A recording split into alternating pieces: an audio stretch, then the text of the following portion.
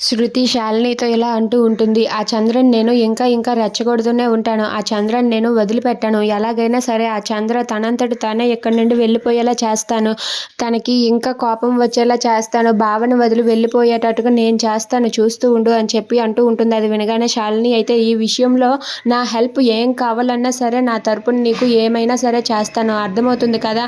మన main target ఏంటంటే ఆ వరదరాజులు మన జగదీశ్వరి అత్తయ్య కలవకూడదు. ఆ టార్గెట్ కోసమే మనం ఎదురు చూడాలని చెప్పి అంటూ ఉంటుంది. అది వినగానే శాలిని ఆ మాట అనేసరికి శృతి అయితే సరే అని చెప్పి అంటుంది. అలా వాళ్ళైతే చేతులు కలుపుతారు. ఇంతలో అక్కడ ఉన్న శ్రీరాజ్ అయితే వాళ్ళ నాన్న దగ్గరికి వెళ్ళి ఇలా అంటూ ఉంటాడు. నాన్న, చంద్రకళని ఆ విరాట్ ఏం చేశాడో తెలుసా?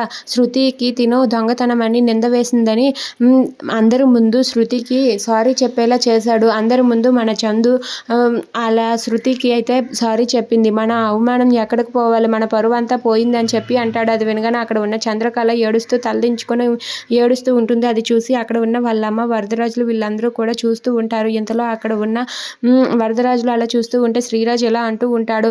ఆ విరాట్ ఇలా చేసినందుకు మన చంద్రకళ ఏం చేయాలి, అందరి ముందు అవమానం పడింది అని చెప్పి అంటూ చంద్రకళని ఇంకా రెచ్చగొడుతూ ఉంటాడు. దాంతో చంద్రకళ అయితే ఏం మాట్లాడలేక మౌనంగా ఉండిపోతుంది. If you like this video please like, share and subscribe friends. Thanks for watching.